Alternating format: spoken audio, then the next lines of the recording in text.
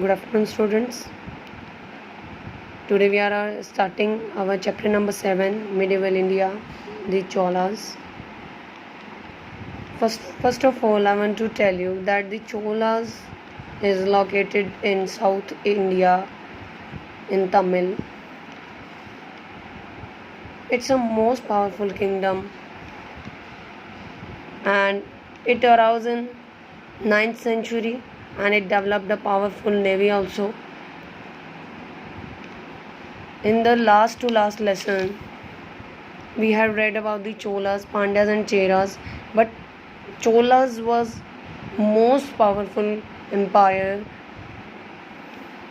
Next, in the lesson, we will read about the sources of information. Through the sources of information, we know about that there is a Chola or any period came in the history, and here we will read the information about the Cholas period, which are the sources of information through which we took the information about the Cholas. First of all, the encryptions थी, जिनके अंदर क्या return था, सारी main achievements वहाँ के rulers की, जितने भी रूलर्स थे उन्होंने जो भी अचीवमेंट्स गेन की थी वो सब रिटर्न था इन इंक्रिप्शंस में. रिकॉर्ड ऑफ द ट्रांजैक्शन, और इनके इंक्रिप्शंस के ऊपर क्या किया जाता था, ट्रांजैक्शन का रिकॉर्ड किया जाता था, कितनी लैंड जो है सेल की गई है, कितनी ली गई है.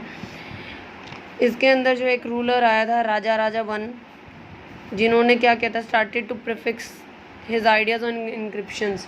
उन्होंने ही इंस्क्रिप्शंस पे ये जो है बनवाना स्टार्ट किया था, मेन अचीवमेंट जो है खुदवाना स्टार्ट किया था. रिकॉर्ड जो है जितने भी थे उस किंगडम के, वो सारे जो है इंक्रिप्शंस पे लिखवाने का जो निर्णय था वो किसका था, राजा वन का था. अब फॉर्म ऑफ इंक्रिप्शंस कैसी होती थी, वहाँ पर कॉपर प्लेट के रूप में होती थी, स्टोन प्लेट के रूप में होती थी. इंक्रिप्शंस किस पे बनाई जाती थी, वॉल्स पे, टेम्पल्स के पिलर्स पे बनाई जाती थी, जिनके ऊपर सारी की सारी अचीवमेंट्स के बारे में लिखा जाता था. जो है चोलास किंगडम में जो भी जितनी भी जो काम होते थे, पॉलिसीज़ बनाई जाती थी, वो सारी वहाँ पर इंस्क्रिप्शंस के ऊपर रिटर्न होती थी. Here we have the examples of inscriptions. जो इंस्क्रिप्शन के एग्जांपल कौन से हैं, एनबिल के नाम से था, एक करंदी के नाम से था, जो कि क्या है, लॉन्ग लिस्ट ऑफ रूलर्स को शो करता है. ठीक है, जिसके ऊपर जितने भी रूलर्स आए थे चोला किंगडम में उनके ऊपर लिखे गए हैं, एनबिल और करांदी के ऊपर.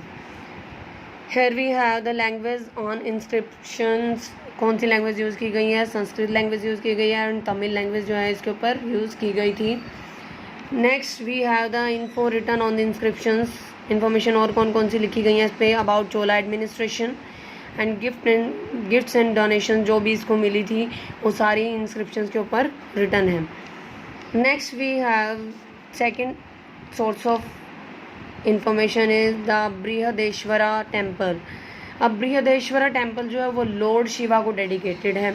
इसके ये जो है स्पेशली लॉर्ड शिवा को ही यहाँ पर लोग माना करते थे.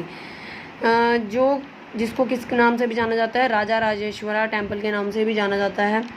जिसका गेटवे ऑफ टेम्पल है वो क्या कहलाता है, गोपुरम कहलाता है. एंड मेन श्राइन जो है वो क्या कहलाता है, गर्भागृह. ठीक है, इसके अंदर जो है वो गर्भागृह के अंदर इमेजेस रखी गई हैं गॉड एंड गॉडेस की. एंड एक इसके अंदर एक मंडपा है जिसके अंदर जिसको ऑडियंस हॉल बोला जाता है. वहाँ पर लोग गैदर होते हैं specially for prayer. And its features are that it has massive towers, कि बहुत बड़े बड़े जो टावर जो हैं बने हुए हैं, और इसके अंदर स्पेशियस कोर्टयार्ड भी है.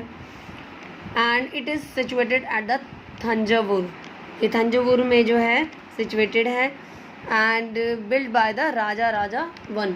जो फर्स्ट रूलर राजा वन थे उनके द्वारा जो है ये बनवाया गया था. एंड यूनेस्को ने इसको डिक्लेयर किया है एक वर्ल्ड हेरिटेज साइट के नाम से. ठीक है, it is also known as the world heritage site and it is declared by the UNESCO. Next we have the political history. In the political history, we will read about the rulers of the Cholas kingdom. Cholas ruler कौन से थे? सबसे पहले जो थे विजाल्या ने क्या किया था? एस्टेब्लिश किया था चोला रूल को इन द तमिल में जो है चोला रूल विजाल्या ने एस्टेब्लिश किया था। इसकी कैपिटल जो थी वो क्या थी चोला रूल की? Thanjavur. And after his death his grandson came as a king, जिनका नाम था पेरंटका। जो पेरंटका वन थे उन्होंने डिफीट किया था पांड्यास को एंड श्रीलंका के रूलर्स को। After that in 11th century AD Raja one has come and his sun after his death Rajendra Chola were the main ruler of Chola kingdom. First of all, we will read about the Raja one. He was very brilliant ruler and attacked on the Pandyas, Cheras and part of the Mysore. इन तीनों पर जो है इन्होंने attack किया और इन तीनों के ही kingdoms को हथिया लिया था, अपने कब्जे में कर लिया था। He annexed over the 3 of the kingdoms and after that he expanded the trade and export को भी इन्होंने बहुत ज़्यादा एक्सपेंड किया था इन वेस्टर्न एशिया कंट्रीज़ में राजा वन ने। And builds the Raja Rajeshwara temple. We had read about the Raja Rajeshwara temple which is dedicated to lord Shiva and it is situated in the Thanjavur. And Cholas became the supreme power of that age. Here we have after Raja one's death, Rajendra Chola became the king, who is the son of Raja one, and he succeeded his father, and he followed his policies also, and he defeated the Sri Lanka's rulers and Mahipalas, the king of Bengal. जो बंगाल के राजा थे महिपाला, उनको भी हराया था और श्रीलंका के जितने भी रूलर थे उनको भी हरा दिया था और श्री विजय के राजा को भी इन्होंने डिफीट कर दिया था। And he expanded the trade with the south east Asia and southern China. इन्होंने ट्रेड को बहुत ज़्यादा एक्सपेंड कर दिया था साउथ ईस्ट एशिया के साथ भी और साउथर्न चाइना के साथ भी। और उसके बाद जो है we will read about the Chola administration. Chola administration कैसी थी तब? 3 पार्ट्स में डिवाइडेड थी, central government and the provincial government and local self government. Likewise in our India it is divided into central government and after that the state government. Provincial government is also called the state government and after that the local self government. ठीक है। Central government में क्या होता था? राजा और उसके जितने भी काउंसिल के मेंबर्स होते थे उनके पास सारी अथॉरिटीज़ होती थी और राजा क्या करता था? पूरे किंगडम में कोई भी प्रॉब्लम कोई काम जो देखने होते थे वो खुद जाकर देखा करता था और सारे जितनी भी अथॉरिटीज़ होती थी वो राजा खुद मतलब कंट्रोल करता था। उसके बाद थी प्रोविंशियल गवर्नमेंट। प्रोविंशियल गवर्नमेंट को डिवाइड किया गया था मंडपास में, ठीक है, मंडलम में, ठीक है। मंडलम को डिवाइड किया गया था वेलानाडु और दी नाडु, 2 पार्ट में डिवाइड किया गया था जिनके अंदर जो ऑफिसर्स हायर किए गए थे और उनको सैलरी पे की जाती थी और वो जो है सारे प्रॉब्लम्स को सॉर्ट आउट करते थे। After that local self government was also there. अब लोकल सेल्फ गवर्नमेंट में 3 टाइप्स की असेंबलीज जो है वो की जाती थी। किस नाम से थी? फर्स्ट थी the ur, the sabha and the Nagaram. उर जो थी वो कॉमन पीपल की असेंबली थी जिसके अंदर जो है लैंड से रिलेटेड सारी बातें रखी जाती थी। द सभा में क्या होता था? वो ब्राह्मण की असेंबली हुआ करती थी, ब्राह्मण से रिलेटेड असेंबली होती थी। थर्ड होती थी नागाराम। नागाराम जो थी वो असेंबली ऑफ दी मर्चेंट्स, वो मर्चेंट्स की असेंबली हुआ करती थी। Okay. After that we will read about the revenue. Revenue जो आता था चोलास किंगडम में वो कहाँ से आता था? उनकी मतलब इनकम कहाँ से आती थी?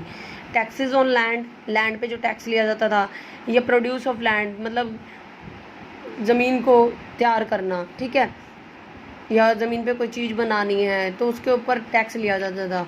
टैक्स ऑन ट्रेड, ट्रेड के ऊपर भी टैक्स लगाया जाता था, उससे भी ये इनकम गेन करता था। उसके बाद आई थी चोला आर्ट। चोला आर्ट क्या थी? चोला जो थे वो बहुत ब्रिलियंट थे रूलर्स वहाँ के। उन्होंने टेम्पल्स भी बनवाए, कैनाल रोड बनवाए, सिटीज़ बनवाई, द्रविडियन। अब जो इन्होंने सारी चीज़ें बनवाई थी वो एक द्रविडियन स्टाइल में बनवाई थी क्योंकि ये सब जो थे चोला जो किंगडम था वो साउथ एरिया में एग्जिस्ट करता था, इसलिए वहाँ पर Dravidian style was very popular in that area. और इन्होंने क्या बनवाया था, स्टोन और मेटल की इमेजेस भी बनवाई थी। सबसे मेन जो थी इनकी इमेज क्या थी, आर्ट जो थी वो क्या थी, लॉर्ड शिवा नटराजा। इनकी जो सबसे मेन आर्ट थी वो लॉर्ड शिवा नटराज के रूप में, जो Nataraj as a Nataraja art जो थी वो आज भी हम लोग देखते हैं। Now we will start our lesson number 7, the Cholas. We will read it. Let's start. The southern part of Indian peninsula, situated south of the Krishna river, was inhabited by the Dravidian. जो southern part है Indian island का, वो कहाँ पर है, situated south of Krishna river, वो Krishna river के south में सिचुएटेड है और इनहेबिटेड बाय द द्रविडियंस। और वहाँ पर कौन निवासी रहते हैं, कौन लोग रहते हैं, द्रविडियन लोग रहते हैं। And they had their own language and culture, उनकी अपनी लैंग्वेज भी है एंड कल्चर भी है। Their region was home to 3 powerful kingdom, और उनका जो रीजन है वो 3 पावरफुल किंगडम के लिए घर है। किसके लिए, the Cheras, Pandyas and the Cholas. इन तीनों किंगडम्स के लिए वो क्या है, एज अ होम है। The most powerful of the 3 were the Cholas, और सबसे पावरफुल इनमें से चोलास थे। The Chola empire which arose in the 9th century, जो चोलास एम्पायर था वो 9th सेंचुरी में अराउज हुआ था। And brought under its control a large part of peninsula, और वो पूरे आइलैंड में जो है इसका लार्ज पार्ट इनके अंडर, चोलास के अंडर कंट्रोल में था। Cholas developed a powerful navy which enabled them to develop India's sea trade in the Indian ocean and to conquer Sri Lanka and the Maldives island. जो चोलास थे उन्होंने एक पावरफुल नेवी को डेवलप किया था, which enabled them to develop Indian sea trade, जिन्होंने क्या किया, इंडियन सी ट्रेड को डेवलप करते हुए इंडियन ओशियन ट्रेड में कन्वर्ट कर दिया था। मतलब एक समुद्र से लेके पूरे महासागर तक जो है उसको पूरा एक्सपैंड कर दिया था वो ट्रेड को। एंड टू कॉन्क्यूर श्रीलंका, और उन्होंने जीत पा ली थी श्रीलंका पर एंड मालदीव आइलैंड पर। ठीक है, by the end of the 9th century के एंड में क्या हुआ था, the Cholas defeated the Pallavas of the Kanchi, उन्होंने कांची के पल्लवास को भी हरा दिया था। And weakened the Pandyans, bringing the Tamil country under their control, और पांड्यास को भी बहुत ज़्यादा कमज़ोर बना दिया था। अब bringing the Tamil country under their control, Tamil देश को पूरे मतलब साम्राज्य को अपने कंट्रोल में करने के लिए। Next we have the sources of information. The important sources of information about the Cholas are the following. First of all, inscriptions. The main source of information of the history of Chola period is the, जो source of information पहला था history of period, Chola period की history का, वो क्या था, large number of inscriptions of that period. उस period के जितने भी इंक्रिप्शंस थे उनकी जो ज़्यादा संख्या थी वो सारे क्या थे, सोर्सेज ऑफ इंफॉर्मेशन थे कि वहाँ पर क्या क्या बीइंग हुआ था। Raja one conceived the idea of prefixing to his inscription the main achievements of his reign. Raja one जो थे उन्होंने क्या किया, कंसीव्ड द आइडिया, अपने दिमाग में विचार लाए प्रीफिक्स करने का इंक्रिप्शंस के ऊपर, अपनी अचीवमेंट को लिखने का, इन हिज रेन, अपने साम्राज्य में। The example of Raja was followed by his successors as well. जो राजा का एग्जाम्पल था वो अभी भी मतलब उनके जितने भी सक्सेसर थे वो उनके द्वारा भी फॉलो किया गया था। Consequently there exist a formal record of the transactions made by each Chola ruler, और इसके परिणाम स्वरूप क्या हुआ था, फॉर्मल रिकॉर्ड रखा जाने लगा था ट्रांजैक्शंस का चोला रूलर के द्वारा इंक्रिप्शंस के ऊपर। The inscriptions of the Cholas are in the form of the copper plate grants, वो कॉपर प्लेट ग्रांट्स के रूप में होता था, स्टोन इंक्रिप्शंस के रूप में होता था, inscriptions made on walls and pillars of temples. ठीक है, जो मैंने आपको डिस्कस ऑलरेडी कर दिया है in the structure. The copper plate grants known as the unbilled and the करांडी। जो कॉपर प्लेट जो थी उनको क्या कहा जाता था, अनबिल और करांडी के नाम से जाना जाता था, as well as the Kanyakumari stone also, और इसको कन्याकुमारी स्टोन भी कहा जाता था, स्टोन इंक्रिप्शन भी कहा जाता था। Give a long list of rulers indicating the origin of Chola dynasty, और इनको ये जो है जितने भी चोला डायनेस्टी के जितने भी रूलर्स थे उनकी पूरी लिस्ट जो है वो शो करते हैं। Another set of copper plate contains 31 copper sheets. जो कॉपर प्लेट दूसरी थी उनका सेट 31 कॉपर शीट्स जो है वो शो करता है। These plates are written in Sanskrit and Tamil, और ये प्लेट्स जो हैं वो लिखी जाती थी संस्कृत और तमिल में। They record a grant made to a temple by Rajendra Chola one, और they record a grant made to a temple by Rajendra Chola one, और उन्होंने जो ग्रांट उनके टेम्पल को मिला था राजेंद्र चोला वन के द्वारा जो है जो दिया गया था टेम्पल को ग्रांट, वो भी रिकॉर्डेड किया गया है इन इंस्क्रिप्शंस के ऊपर। Next we have the inscriptions provide the following information about the Cholas. ये जो इंस्क्रिप्शंस हैं वो इन्फॉर्मेशन देती हैं चोलास के बारे में। They tell us about the Chola administration, वो चोला एडमिनिस्ट्रेशन के बारे में बताती हैं। The Uttaramerur inscriptions give information on the village administration, taxation and the land revenue। जो उत्तरा मिरर इंस्क्रिप्शन है वो इन्फॉर्मेशन देती हैं विलेज एडमिनिस्ट्रेशन के बारे में, और टैक्सेशन वहाँ पर कैसा होता था उसके बारे में, एंड लैंड रिवेन्यू कहाँ कहाँ से आती थी, वो उसका सारा ब्यौरा जो है इन इंस्क्रिप्शंस पर लिखा गया था। They record gifts and endowments to temples and Brahmanas, और वे जो रिकॉर्ड रखते थे गिफ्ट्स का, और जो डोनेशंस मिलती थी टेम्पल्स को और ब्राह्मणास को, उनका सारा ब्यौरा भी जो है किस पर लिखा जाता था, इंस्क्रिप्शंस पे देखा जाता था। Copper plate inscriptions are records of the grants of villages. जो कॉपर प्लेट इंस्क्रिप्शंस थी वो विलेजेस को जो ग्रांट्स मिले हुए थे उनका रिकॉर्ड रखा हुआ था उन इंस्क्रिप्शंस के अंदर, ठीक है, उनके ऊपर खुदवाए गए थे, मतलब कि क्या क्या ग्रांट्स मिलते थे विलेजर्स को वहाँ के। प्लॉट्स ऑफ लैंड्स, और लैंड के प्लॉट्स के बारे में भी जो लिखा जाता था। अदर प्रिविलेजेस टू इंडिविजुअल, और जो भी उपलब्धियां मिलती थी, विशेष अधिकार मिलते थे इंडिविजुअल्स को, वो भी लिखे जाते थे इंस्क्रिप्शन के ऊपर। और इंस्टीट्यूशन बाय दी चोलास, और जितने भी चोलास के इंस्टीट्यूशन थे उनके अभी ब्यौरा जो है किसके ऊपर लिखा जाता था, इंस्क्रिप्शन के ऊपर। For example the Leiden grant so called as they preserved in the museum of the Leiden in the Holland of Parantaka Chola and those of the Parakesari Uttama Chola are among the most important. इनके दिन important जो हैं वो क्या हैं, जो inscription थे laden grant of the परंटका चोला के टाइम का है ये लेडन ग्रांट जो था, एंड दोज ऑफ दी परकेसरी उत्तमा वो चोलास के टाइम का है, ठीक है। वो सबसे मोस्ट इम्पॉर्टेंट जो थी इंस्क्रिप्शंस थी जो कि museum of Leiden in Holland में रखी गई हैं अभी भी। They inform us about the construction of a temple और the setting up of a new image of the deity, और वो इंफॉर्मेशन देती थी about the construction of a temple के कंस्ट्रक्शन के बारे में, और setting up a new image of the deity, god या गॉडेस की, डाइटी मीन्स होता है गॉड और गॉडेस की इमेज जो है न्यू रखने से रिलेटेड इन्फॉर्मेशन देती थी।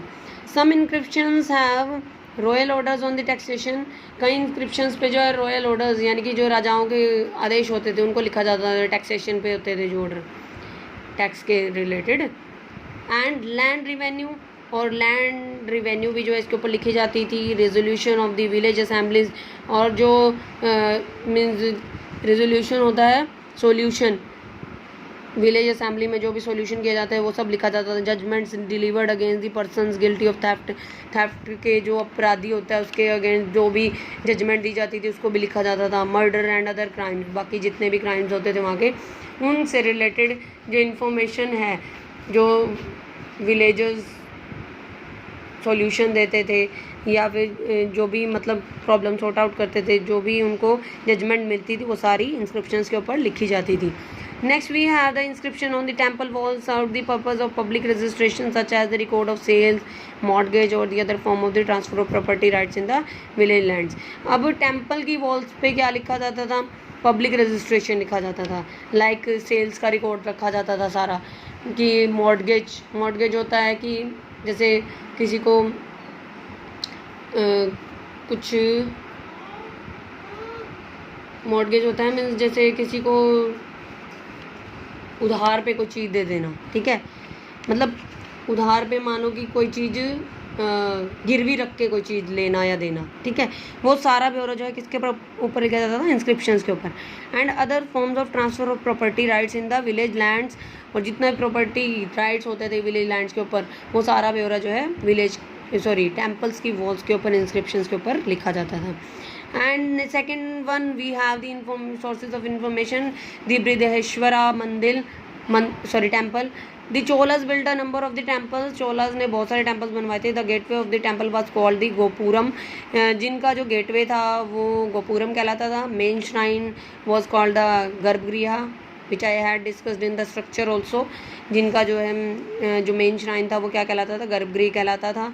And the images of god and goddess were kept there. और वहाँ पर गॉड एंड गॉडेस की इमेजेस रखी जाती थी. These images were made either of stone और दी ब्रॉन्ज. ये स्टोन की बनी होती थी या ब्रॉन्ज की बनी होती थी. द मंडपा और the audience hall was a place where people gathered for prayers. वहाँ पर मंडप बने होते थे जिनको ऑडियंस हॉल भी कहा जाता था, और वहाँ पर लोग गैदर होते थे किसके लिए, प्रेयर करने के लिए. It was built in front of main shrine. और ये मेन श्राइन के बिल्कुल फ्रंट में बनाया गया था. Chief features of the Chola temples are their massive vimanas और the towers and spacious courtyards. और इनकी सबसे मुख्य फीचर्स कौन से थे टेम्पल्स के, कि टावर्स जो थे वो बहुत मैसिव थे, एंड उनके कोर्टयार्ड्स यानी जो आंगन थे वो वरामदा थे बने हुए, वो बहुत बड़े बड़े, बहुत खुले खुले थे. The best example of the Chola temple is the Brihadeshwara, also known as the Rajeshwara temple. ये जो टेम्पल था चोलास का सबसे बेस्ट एग्जाम्पल है बृहदेश्वरा जो टेम्पल था. और इसको राजेश्वरा टेम्पल, राजा राजेश्वरा टेम्पल भी कहा जाता है, जो कि लॉर्ड शिवा को डेडिकेटेड है. It is located at Thanjavur and was built by the Chola king. और ये थंजावुर में लोकेटेड है और किसके द्वारा बनवाया गया था, चोला किंग के द्वारा, जो कि राजा राजावन थे उनके द्वारा बनवाया गया था. It is one of the best specimens of the Dravidian style of the architecture. और ये सबसे बेस्ट स्पेसिमेन है द्रविडियन स्टाइल में बनाया गया. उनके जो आर्किटेक्चर थे तब के, उनके द्वारा बेस्ट स्पेसिमेन जो है का एग्जाम्पल है ये मंदिर. The main structure of the temple has great vimana और tower which rises to a height of the 190 feet. जो मेन स्ट्रक्चर है टेम्पल का, उसके अंदर ग्रेट टावर मतलब बहुत बड़ा टावर, महान टावर है, जो कितना, जिसकी हाइट जो है 190 फीट है. It's crowned by a massive dome. और इसको जो है सुसज्जित किया गया मतलब एज अ ताज, मतलब उसके ऊपर क्राउन लगाया गया है, जो कि जिसको डोम कहते हैं. डोम होता है, गुंबद बना होता है जो, वो क्या है, consisting of a single block of stone. बहुत बड़ा जो है गुंबद बनाया गया है इसका, जो सिंगल स्टोन है, बहुत बड़ा. 25 फीट हाई, वो 25 फीट ऊंचा है. And weighing about 80 tons. और जिसका वेट जो है 80 टन्स है. The massive temple building is covered from the base to top with sculptures and decorative mouldings. और जो पूरा टेम्पल जो है, बड़ा टेम्पल जो है, वो किससे डेकोरेटेड है, वो पूरा ढका हुआ है बेस टू टॉप, नीचे से लेके ऊपर तक, किससे, मूर्तियों से और डेकोरेटिव मोल्डिंग, जितने भी सजावट की जितनी मोल्डिंग्स बनाई गई थी, मूर्तियाँ बनाई गई थी, उससे ढका हुआ है. The shrine house is a gigantic शिवालिंगम.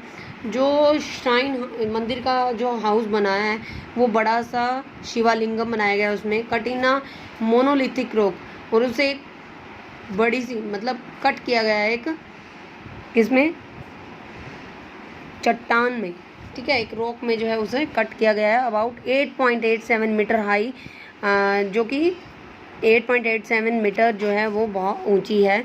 The temple has many structures such as a Nandi Pavilion.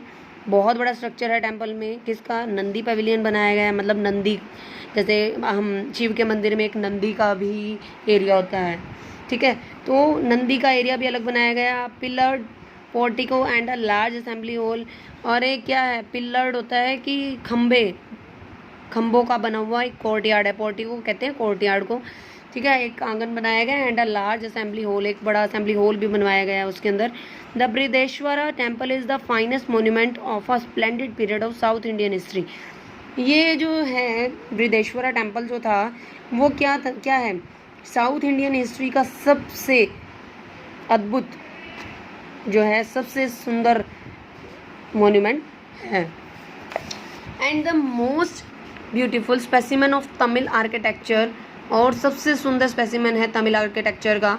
The temple has been declared as the world heritage site by the UNESCO. और यूनेस्को के द्वारा इसे वर्ल्ड हेरिटेज साइट की भी घोषणा की गई है, माना गया है. Next we have the political history. Political history कैसी थी वहाँ की? Chola ruler Vijayalaya establish Chola rule.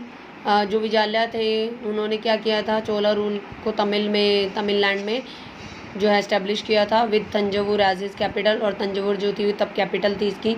During the middle of the 9th century के मिडल में after his death his grandson Parantaka one became the king. उसकी डेथ के बाद उसके ग्रैंडसन जो थे, पोते जो थे, वो परंटका वन वो किंग बन गए थे। He conquered Madurai and defeated the Pandyas and the rulers of Lanka. उन्होंने मदुरई पर जीत पा ली थी and defeated the Pandyas and the rulers of Lanka. Pandyas और लंका के रूलर्स को भी उन्होंने हरा दिया था। By the 11th century AD the Chola power had reached the height of the its glory. 11th century AD तक क्या हुआ था? चोला पावर जो थी वो अपनी पूरी ऊंचाई पर पहुंच गई थी। Raja one and his son Rajendra Chola were the two prominent rulers of his this dynasty. Raja one और उसके जो लड़के जो थे राजेंद्र चोला, वो बहुत ज़्यादा प्रोमिनेंट रूलर बन गए थे इस डायनेस्टी के। ठीक है, first of all we will read about the Raja one was a brilliant general and the campaigned in many directions. Raja one जो थे वो ब्रिलियंट जनरल थे और उन्होंने बहुत सारे अभियान चलाए थे हर एक डायरेक्शन, बहुत सारे डायरेक्शंस में। He attack the kingdom of the Pandyas and the Cheras as well as the part of the Mysore. उन्होंने क्या किया था? अटैक किया था पांड्याज के किंगडम पे, चेराज के किंगडम पे एंड द मैसूर के एक पार्ट पर भी उन्होंने अटैक किया था। Raja annexed part of the Deccan and the over and Vengi. Raja ने कब्जा कर लिया। अनेक्स्ड होता है कब्जा कर लेना, डेक्कन के पार्ट को and the over and Venzy के पार्ट को जो है अपना कब्जा कर लिया था उनके ऊपर। He did this in order to prove the strength of the Chola. और उन्होंने ये इसलिए किया था ताकि वो अपनी चोलास की स्ट्रेंथ को दिखा सकें कि उनके पास कितनी पावर है। ही टुक सम टेरिटरीज ऑफ मैसूर। उन्होंने मैसूर के कुछ क्षेत्रों को भी हथिया लिया था। त्रवणकोर एंड द कुर्ग, जिनके अंदर शामिल थे त्रवणकोर एंड द कुर्ग जो थे उनको भी अपने कब्जे में कर लिया था। The coast of the Kerala, Ceylon, Sri Lanka and the Maldive island had become rich through the money that came to them from the overseas trade. जो केरला और सिलोन और मालदीव आइलैंड से जो व्यापार किया जाता था, उससे जो पैसा आता था, उससे क्या हुआ? That came to them from overseas trade, जो आता था उससे वो क्या बन गई थी? बहुत ज़्यादा रिच बन गए थे ये सारे area. India sent textile, spices and the precious stones to the West Asian countries. India ने टेक्सटाइल्स यानी कि जो कपड़ा वगैरह, स्पाइसेस, ठीक है, मसाले, प्रीशियस स्टोन्स, जो जितने भी प्रीशियस स्टोन्स थे वो वेस्ट एशियन कंट्रीज़ में भेजना शुरू कर दिया था। The people who came from western Asia to trade in these goods were the Arab merchants. जो वेस्टर्न एशिया से ट्रेड करने आते थे इन गुड्स का, वो अरब मर्चेंट्स हुआ करते थे, अरेबियन होते थे। वो एक्सचेंज मनी फॉर गुड्स, जो कि गुड्स के बदले में पैसा देते थे। And foreigners brought wealth to India through their trade. Foreigner जो थे वो क्या करते थे? पैसा लाते थे इंडिया में ट्रेड के थ्रू। Raja was aware of the importance of controlling the sea. Raja बहुत ज़्यादा अवेयर था इस मामले में कि कैसे जो है वहाँ समुद्री इलाके को अपने कंट्रोल में रखना है। He decided to show his strength along the coast of south India. उसने अपनी स्ट्रेंथ दिखाने का निश्चय किया था किसको? साउथ इंडिया के क्षेत्र इलाके को। So he took out a naval expedition. उन्होंने एक नेवल एक्सपीडिशन यानी अभियान चलाया था and attacked both Sri Lanka and the Maldives island. उन्होंने श्रीलंका और मालदीव आइलैंड पर अटैक कर दिया था। He conquered the northern half of Sri Lanka, और उन्होंने नॉर्थन पार्ट ऑफ श्रीलंका को भी जीत पा ली थी उन्होंने। He build the Raja Rajeshwara temple of lord Shiva at Thanjavur.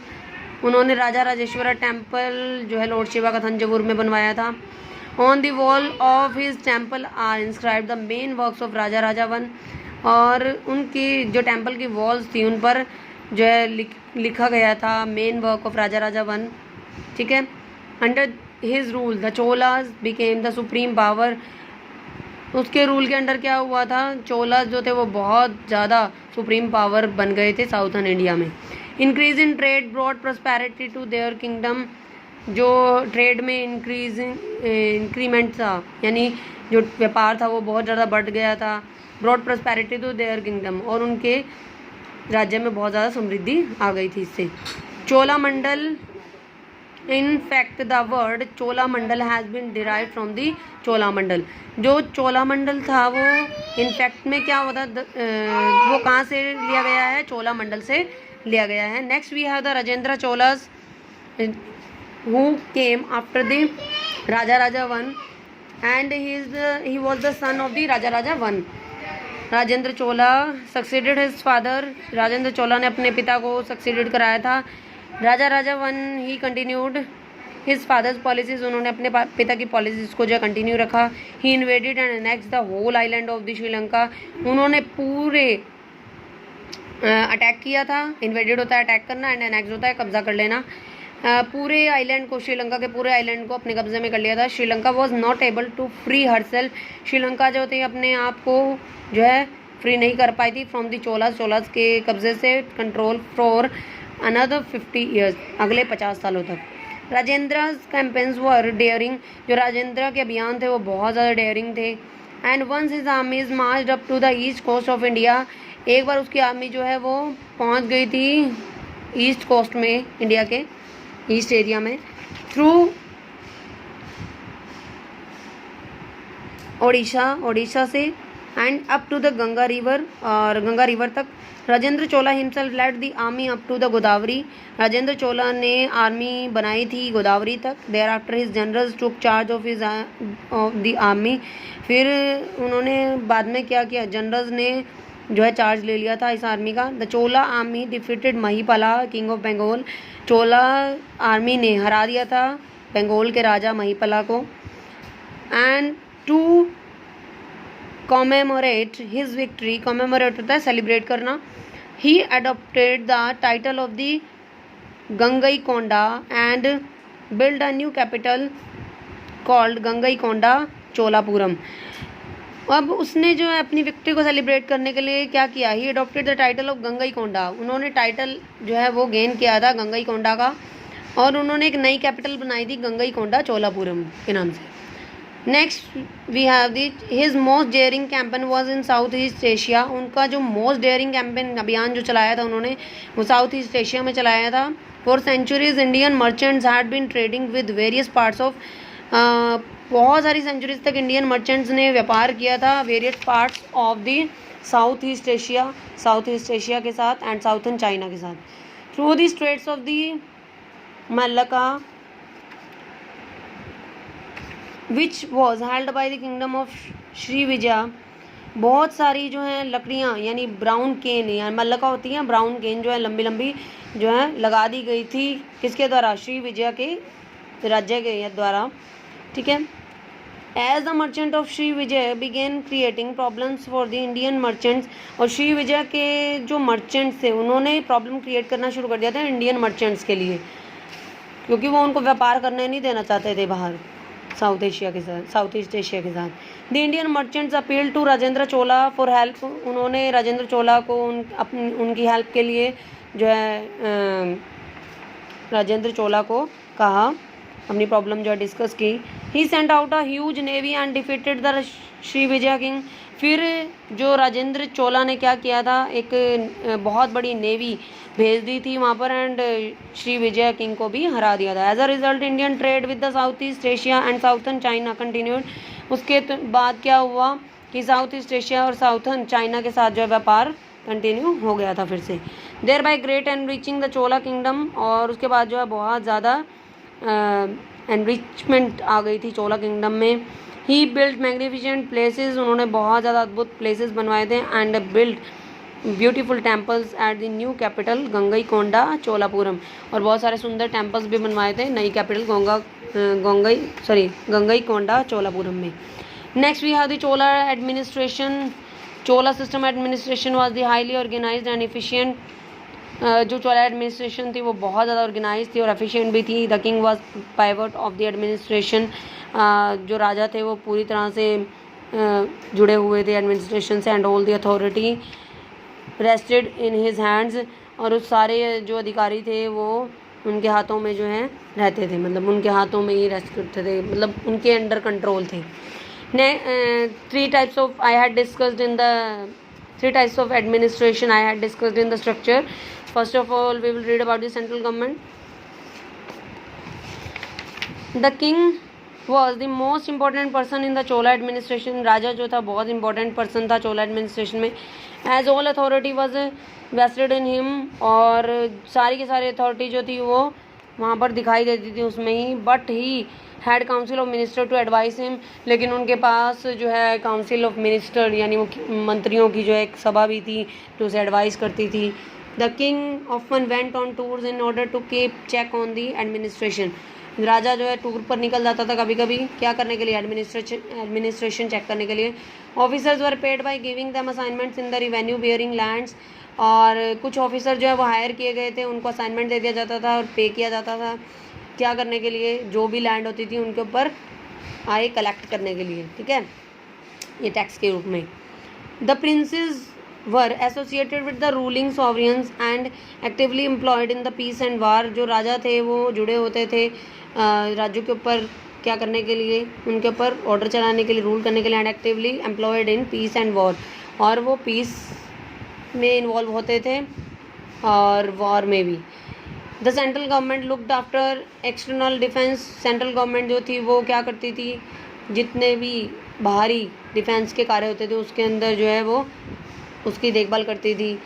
And internal peace, जो इंटरनली पीसफुल बनाना अपने एरिया को. And order promotion of the general prosperity, जो जनरल समृद्धि बनाने के लिए अपने एरिया में उसको प्रमोट करना. कल्चरल प्रोजेक्ट्स ऑफ एम्पायर, कि अपने एम्पायर के कल्चर को भी डेवलप करना जो है सेंट्रल गवर्नमेंट का काम होता था. Next we have the provincial government. Provincial government कैसी थी वहाँ की. Chola empire was divided into mandalams, और प्रोविंसेस मंडलम में डिवाइड होता था. Further divided into Valanadu and the nadu. ये दो पार्ट में डिवाइड थे, वेलानाडु और नाडु में भी डिवाइडेड थे मंडलम जो थे. Princes of the royal family were appointed governor of the provinces. जो रॉयल फैमिली के प्रिंसेस होते थे उनको अपॉइंट किया जाता था as a governor of province, ठीक है, स्टेट गवर्नर के रूप में उनको अपॉइंट किया जाता था. Next we have the local self government. Local self government कैसी होती थी वहाँ की. Cholas were good administrators. जो चोला थे वो बहुत ज़्यादा अच्छे एडमिनिस्ट्रेटर हुआ करते थे. They believed in the local self government. वो लोकल सेल्फ गवर्नमेंट में जो है बिलीव किया करते थे. In many of villages the administration was carried out. बहुत सारे विलेजेस में जो है द एडमिनिस्ट्रेशन जो है वो बनाई गई थी, not by the government officials but by the villagers themselves. कि गवर्नमेंट कैसे बनाई गई थी, वो गवर्नमेंट ऑफिसर्स के द्वारा नहीं बनाई गई थी, बल्कि विलेजर्स के जितने भी वहाँ से विलेजेस से ही कुछ लोग चुन के उनसे ही वहाँ पर एडमिनिस्ट्रेशन किया जाता था लोगों के द्वारा. These villages had 3 types of village assemblies. इन विलेजेस की 3 टाइप की असेंबली हुआ करती थी, namely the ur, the sabha and the Nagaram. There are long inscriptions on the walls of some village temples giving details of how the ur and the sabha were organized. बड़े बड़े inscriptions हुआ करते थे वॉल्स के ऊपर, सम ऑफ द विलेजेस टेम्पल्स की walls पे. Giving details of how the उर एंड द सभा वर ऑर्गेनाइज. उसके अंदर सारी डिटेल लिखी जाती थी, कैसे उर और सभा ऑर्गेनाइज की जाती थी, उनकी सारी डिटेल टेम्पल्स की वॉल्स पर लिखी जाती थी. उर was common type of assembly of the villages where the land was held by all classes of people. उर जो होती थी वो कॉमन टाइप ऑफ असेंबली होती थी जो विलेजेस की, where the land was held by all classes of people who were therefore members of the local assembly. Local assembly के जितने भी मेंबर होते थे उनके द्वारा जितनी भी लैंड उनके अंडर थी वो सारे क्लासेस के जितने भी लोग थे उसके अंदर असेंबली के अंदर उनकी लैंड का ब्यौरा जो है उसके अंदर रखा जाता था वो असेंबली में. नेक्स्ट वी हैव द सभा. द सभा वाज एन एक्सक्लूसिवली ब्राह्मण असेंबली ऑफ द विलेजेस. जो सभा होती थी वो ब्राह्मण असेंबली होती थी विलेजर्स की. Where all the land belong to the Brahmans एंड जिनके अंदर सारी लैंड का ब्यौरा रखा जाता था जो कि ब्राह्मणों की होती थी. Next we have the Nagaram was an assembly of the merchants and they belonged to localities where traders and the merchants were in a dominant position. कि नागाराम की जो असेंबली होती थी वो मर्चेंट्स की होती थी और ट्रेडर्स की होती थी, और उनसे उनके पास जितनी भी ज़मीनें होती थी, लैंड होती थी, उनका सारा का सारा जो है वो रिकॉर्ड इनके अंदर रखा किया जाता था. Villagers who owned and were chosen by a vote to council, और वो विलेजर्स जिनको क्या किया जाता, वो ओन लैंड, जो स्वामी होते थे लैंड के, were chosen by a vote to council, उनको चुन लिया जाता था काउंसिल के वोट के द्वारा. The life and the work of the villages were discussed in these council, जो पूरा जीवन था विलेज का और काम होता था विलेजेस में, वो डिस्कस किया जाता था इन काउंसिल में. This was a source of popular strength, ये जो था बहुत ज़्यादा पॉपुलर स्ट्रेंथ का एक सोर्स हुआ करता था.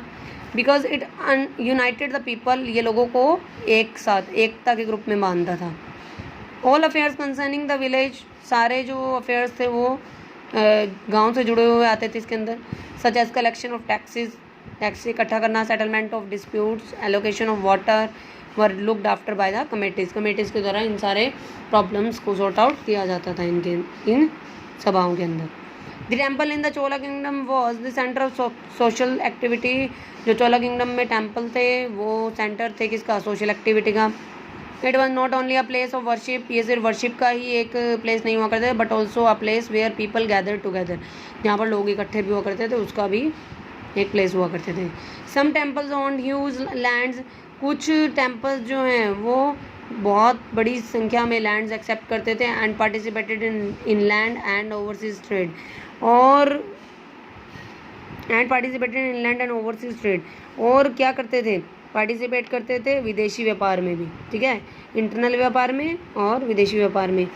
The land donated to temple were known as the devadeya और दी देवादना, जो लैंड टेम्पल्स के लिए डोनेट की जाती थी उनको कहा जाता था देवाद्या और देवादना के नाम से जाना जाता था. In some cases instead of giving land to temples, land revenue of the certain villages was assigned to temple. In some cases, कुछ केसेस में क्या होता था, instead of giving land to temples के लिए लैंड देने के बजाय land revenue of certain villages, कि जो लैंड से रिवेन्यू हुई थी, मतलब जो आय प्राप्त होती थी किस विलेजेस से, जो डिफरेंट विलेजेस थे वहाँ के, वाज असाइन टू टेम्पल, वो दे दी जाती थी टेम्पल्स को. And the concern villagers were instructed to pay land revenue, और जो भी विलेजर्स थे उनको कह दिया जाता था कि वो लैंड रिवेन्यू पे करें इन प्रोड्यूस, मंदिर बनाने के लिए, and in gold to temple treasury, कि वो मंदिरों में लैंड रिवेन्यू दें और टेम्पल ट्रेजरी भी, ट्रेजरी मतलब खजाना दें वहाँ पर. The temple were also the biggest employers after the state, जो टेम्पल्स हुआ करते थे वो बहुत बड़े एम्प्लॉयर्स हुआ करते थे स्टेट के. Providing work and means of livelihood to a large number of people, और वो कई सारे लोगों को जो है काम दिया करते थे और जीवन यापन करने का एक सोर्स थे उनके लिए.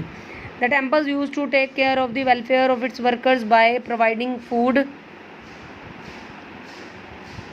जो टेम्पल्स थे वो क्या करते थे, वो लोग जो वर्कर लोग हुआ करते थे उनके वेलफेयर के लिए उनकी मतलब देखभाल किया करते थे.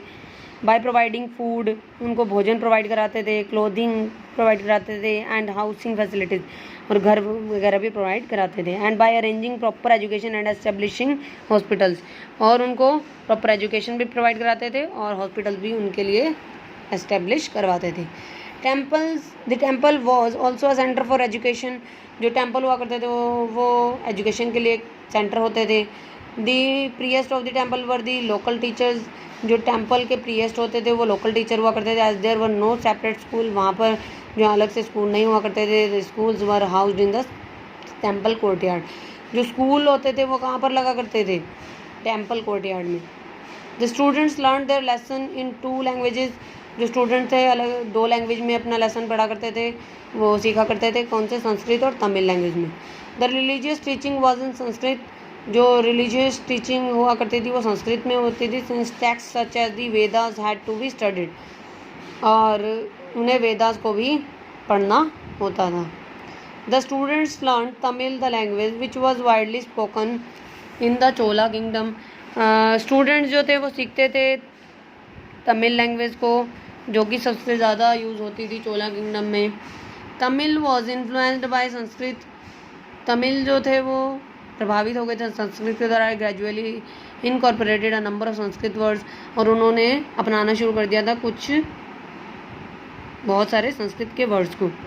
Next we have the revenue of Chola kingdom came from taxes on land which I had discussed in the structure, कि उनको टैक्सेस, लैंड पे जो टैक्सेस आते थे उनसे रिवेन्यू प्राप्त होती थी। And the produce of land, जो लैंड के ऊपर कंस्ट्रक्शन का काम होता था उनसे भी जो है वो पैसा लेते थे।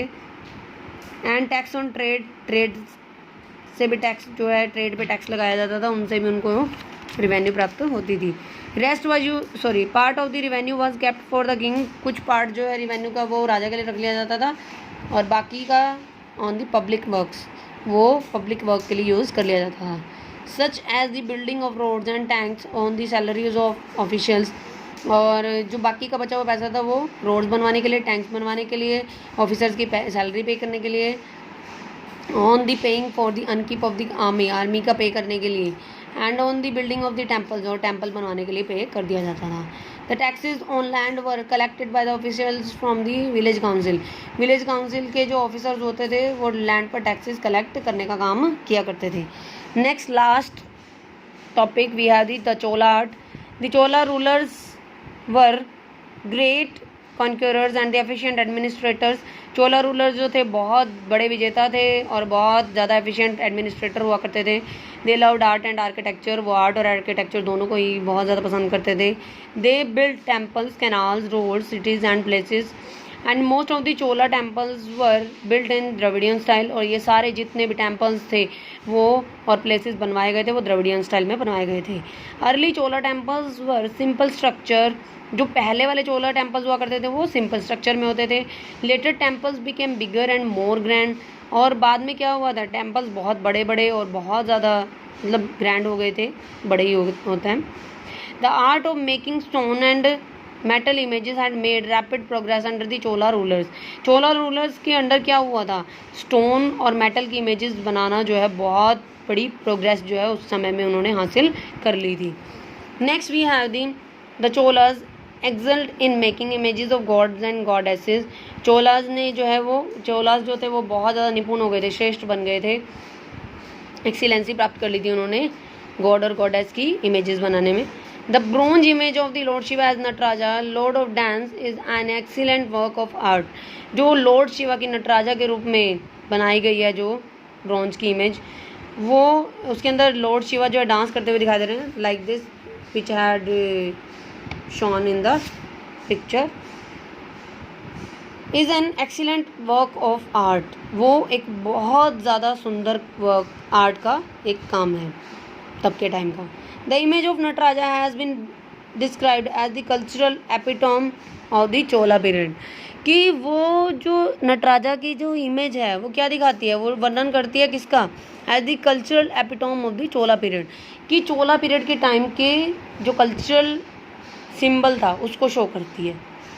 Okay, your lesson is completed today. Thank you so much.